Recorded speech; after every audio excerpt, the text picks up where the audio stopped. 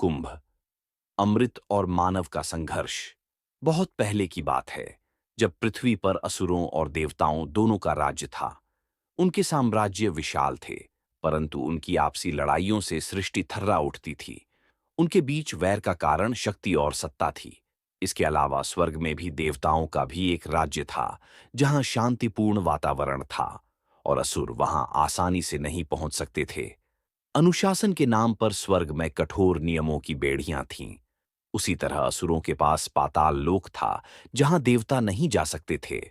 और पाताल में कोई नियम कानून नहीं थे, परंतु असुरों के पास विशिष्ट शक्तियों होने के कारण ही वहां जा सकते थे।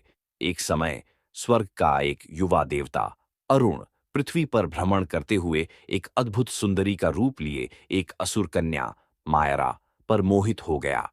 मायरा के मोहपाश में देवता ने स्वर्ग जाने की शक्तियों को भी छोड़कर पृथ्वी पर ही वास करने लगा। दोनों का प्रेम ऐसा था जैसे चंद्रमा और उसके चांदनी का संबंध। लेकिन जब देवताओं और दानवों को उनके प्रेम का पता चला, तो उन्हें स्वर्ग और पाताल लोक से निकाल दिया गया। अर्थात मायरा को पाताल से निष्कासित कर दिया गया और अरुण को स्वर्ग से। अरुण और मायरा ने पृथ्वी को अपना नया घर बना लिया।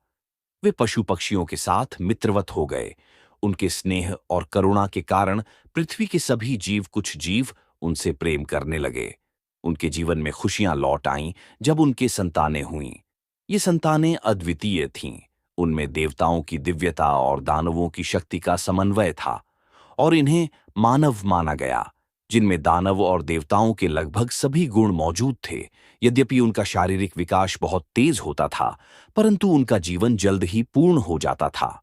समय बीता, मानवों की संख्या बहुत तेजी से बढ़ने लगी, और असुरों और देवताओं की तरह मानवों को दीर्घायु होने की उत्कंठा थी।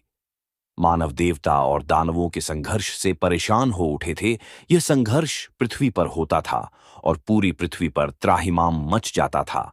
अतः मानव पृथ्वी के नए शासक बनने की राह खोजने लगे, क्योंकि मानवों का मानना था कि देवताओं के लिए स्वर्ग है और दैत्यों के लिए पाताल लोक है। इस अनुसार मानवों को पृथ्वी मिलनी चाहिए। इसी दौरान मानवों की संख्या बढ़ने लगी। उनके समाज ने साम, दाम, दंड और भेद चारों नीतियों को अपनाकर देवताओं और दानवों से ज्यादा शक्तिशाली बनना शुरू कर दिया। लेकिन अमृतत्व की लालसा ने मानवों को और अधिक महत्वाकांक्षी बना दिया। उन्होंने दैत्यों और दानवों को समुद्र मंथन के लिए प्रेरित किया, ताकि अमृत प्राप्त कर सकें। मंथन के दौरान अमृत निकला, लेकिन इसे लेकर दैत्यों और दानवों में भीषण युद्ध छिड़ गया। यह युद्ध इतना विनाशकारी था कि दैत्य और दानव दोनों कमजोर हो गए। इस स्थिति का लाभ उठाते हुए मानवों ने उन्हें पृथ्वी छोड़ने पर मजबूर कर दिया। देवता स्वर्ग लौट गए और दैत्य पाताल लोक में चले गए। लेकिन मंथन के बाद हुए संघर्ष में अमृत तो देवताओं को मिला, लेकिन अमृत की कुछ बूंदें पृथ्वी पर गिर गईं। इन बूंदों के स्थानों को पवित्र माना गया। मानव अमर होने के लिए उन स्थानों पर प्रत्येक 6 वर्ष में विशिष्ट नक्षत्रीय स्थितियों में अमृत की खोज में स्नान और ध्यान करने लगे।